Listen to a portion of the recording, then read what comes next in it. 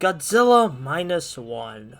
What a film, man. I knew it was gonna be good, but I didn't expect it to be like this good. I'm so glad I shelled out the extra to see this in an IMAX theater because this is 1000% a theater-worthy movie. Director Takashi Yamazaki is not only a talented filmmaker, but a huge Godzilla fan, even putting a Godzilla sequence in the second one of his critically acclaimed Always Sunset on 3rd Street films, and you can clearly see his passion for the franchise shine in this motion picture. This film provides a slight twist to the usual Godzilla formula, as it's a post-World War II period piece as opposed to the usual contemporary settings we see in these films. The citizens of Japan were already devastated by the events of the war, but Godzilla's appearance brings the country even lower, to a minus, hence the name Minus One. Something important I love about Minus One's characters is that they are doing what they are doing for personal reasons. Not saying that previous Godzilla films didn't do that, but this one really hones in on the average humans coming together without the government's help. In some of the most popular Godzilla films, the characters are government officials or affiliated with government officials that want to keep the status quo. But in this film, they are doing it for themselves, to move past trauma, to make sure no one else suffers, to protect the future of this land because no one else will. It's great to see the humans in this film act on their own to solve the problems rather than being hamstrung by the government. Speaking of characters, the main character of this film, Koichi, is definitely a great showcase about everything great about Minus One's character writing. He was supposed to be a kamikaze pilot, but never fulfilled his assigned purpose, which makes him derided by certain people, even himself, when he comes back from the war alive. He attempts to move on, filling his heart with a new job, friends, and a lover, but he forever has the war on his mind. He's always thinking about the people he couldn't save and the mission he never accomplished. Survivor's guilt in moving on is a major theme for Koichi's arc in this film. We see him have a couple panic attacks where he doesn't believe he's alive. He doesn't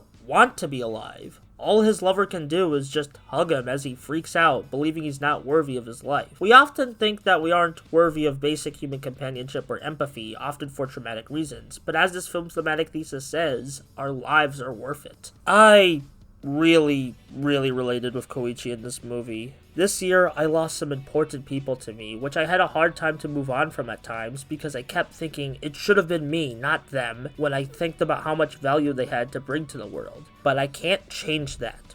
None of us can. All I can do is make sure to keep living the best life I can for those we've lost. Like Koichi, I gotta take the opportunity of life we have and use it to the fullest, either to redeem myself for past sins or just live in spite of the harsh reality of the world. Besides the amazing scale and set pieces you'd expect from a modern Godzilla film, Minus One provides one of the best stories and thematic messages in the franchise. It presents a very serious topic and gives it the proper weight it deserves. Godzilla Minus One is a film that gives dread, excitement, and hope all at the same time, making it a great addition to the Godzilla series. I'm so glad this film is doing well and that even non-Godzilla fans are interested and raving about how good it is. And if you like Minus One, check out Yamazaki's other films. Always Sunset on 3rd Street is a great film for the soul and his animated features are a delight. But overall, Godzilla Minus One is another triumph for this legendary franchise.